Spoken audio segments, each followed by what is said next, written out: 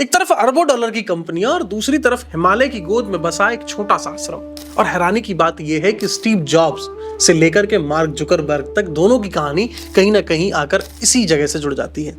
और आखिर ऐसा क्या था उस संत में जिसने बिना टीवी इंटरव्यू दिए, बिना सोशल मीडिया अकाउंट बनाए, बिना किसी प्रचार के दुनिया के सबसे ताकतवर लोगों को भी अपना भक्त बना लिया। नमस्कार, आप देख रहे हैं न्यूज फीड और मैं हूं शिवम यादव आपके साथ। आज बात करेंगे उस नाम की जिसके बारे में जितना ज्यादा पढ़िए उतने ही नए सवाल पैदा होते हैं। नाम है नीम करौली बाबा। कौन थे ये नीम करौली बाबा? उत्तर प्रदेश के एक साधारण से परिवार में जन्मे नीम करौली बाबा ने कभी खुद को कोई चमत्कारी संत नहीं बताया और ना ही कोई बड़ा संगठन बनाया और ना ही कोई राजनीतिक शक्ति जुटाई। लेकिन उनकी एक बात लोगों को सबसे ज्यादा प्रभावित करती थी। कहा जाता है कि वे लोगों के मन की बात बिना बताए जान लेते थे। उनके पास आने वाले लोग अक्सर कहते थे कि बाबा समस्या सुनने से पहले ही समाधान बता देते थे। कैंची धाम की शुरुआत की अगर हम बात करें तो आज जिस कैंची धाम में हर साल लाखों श्रद्धालु पहुंचते हैं, उसकी शुरुआत किसी बड़े प्रोजेक्ट की तरह नहीं हुई थी।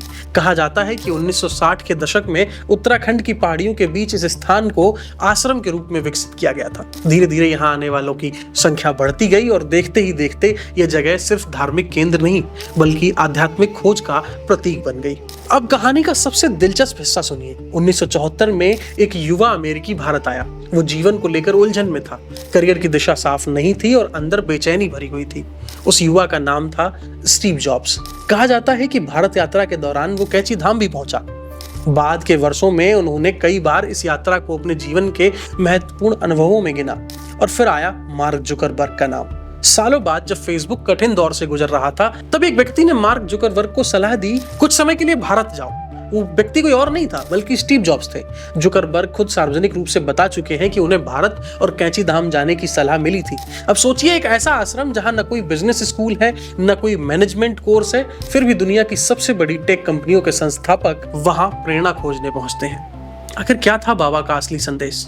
शायद सबसे बड़ी बात यही थी कि नीम करौली बाबा ने लोगों को सफलता का कोई फार्मूला नहीं दिया। उन्होंने लोगों को सरलता सिखाई। उन्होंने कहा कि प्रेम करो, सेवा करो और अहंकार छोड़ दो। आज की दुनिया में जहां हर कोई खुद को साबित करने की दौड़ में है, वहां एक संत का यह कहना है कि मैं कुछ नहीं हूं, शायद यही उनकी सबसे बड़ी शक्ति थी। कैंची धाम की कहानी सिर्फ एक मंदिर की कहानी नहीं है, ये उस सवाल की कहानी है जिसका जवाब शायद हर इंसान तलाश रहा है। पैसा मिलने के बाद क्या? सफलता मिलने के बाद क्या? और जब सब कुछ मिल जाए तो मन की शांति कहां मिलती है? और शायद यही वजह है कि दुनिया बदलने वाले लोग भी कभी कभी पहाड़ों की खामोशी में जवाब ढूंढने निकल पड़ते हैं। आप आखिरी बार कब नीम करौली गए थे? कमेंट करके जरूर बताइए। मैं हूं शिवम यादव और आप क्या मानते हैं कि क्या कैंची धाम की लोकप्रियता सिर्फ आस्था है या फिर वहां सचमुच कुछ ऐसा है जिसे शब्दों में समझना मुश्किल है?